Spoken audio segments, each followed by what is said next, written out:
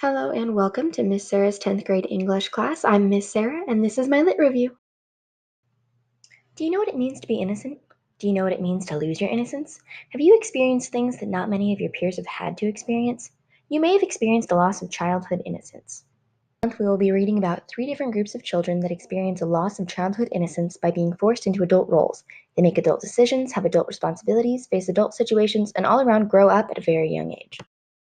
Books we will be looking at are The Lord of the Flies by William Golding, Nip It in the Bud, Shoot the Kids by Kazanaburo Oi, and To Kill a Mockingbird by Harper Lee. Begin by looking at Lord of the Flies by William Golding. This is a great book for our topic because we will observe the shift in mentality in these boys from the beginning of the book to the end of the book. This group of boys goes from enjoying their grown-up free island in the first few chapters to realizing they need some form of leadership or government. Most boys at this age are running around on playgrounds, playing with Legos, building forts for fun, eating all the food in the cabinets without a worry for how it gets there. However, these boys are hunting and killing animals, starting and maintaining fires, rationing their food, and building huts to live in. Throughout reading, we will notice that none of this was pushed onto the children, that they weren't told that they had to grow up, but it came from nature. They learned that food wasn't going to be prepared for them, nobody is going to save them unless they make it known that they are there, and they aren't safe unless they actively defend themselves. In other words, this loss of childhood innocence in this book was not a choice, but it was a means of survival as a result of their circumstances. Now let's look at Nip It in the Bud, Shoot the Kids by Kenzaraburo Oi. This book begins with 15 Japanese boys being evacuated from a war zone and moved to a remote mountain village. The boys in this story are deserted by the villagers after a plague breaks out, and they now have to face a reality that they never imagined.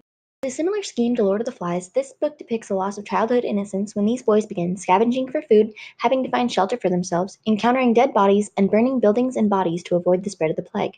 This is a fairly short book that describes an unfair experience that was a result of adults that were trying to protect them from war and ended up putting them in a different dangerous situation. Similar to Lord of the Flies, this loss of innocence was a product of the boys' environment and their will to survive. Lastly, let's take a look at To Kill a Mockingbird by Harper Lee. This novel takes on a different perspective of the loss of childhood innocence. This book is about a variety of lessons, particularly due to the fact that racism is a primary problem during this time. The character in particular, Jem Finch, is subject to a loss of childhood innocence when Tom Robinson, an African-American man, was found guilty of raping a white woman. His innocence is lost not from the case itself, but because the jury decided truth based on skin color. Another character that had succumbed to a loss of childhood innocence was Boo Radley.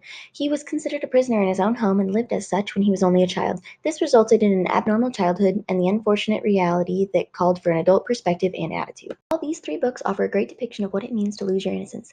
These children were not savages, but were simply trying to survive the harsh realities that they were dealt. Don't forget to start reading because we will have a quiz on this on Monday. I hope you look forward to reading these just as much as I do.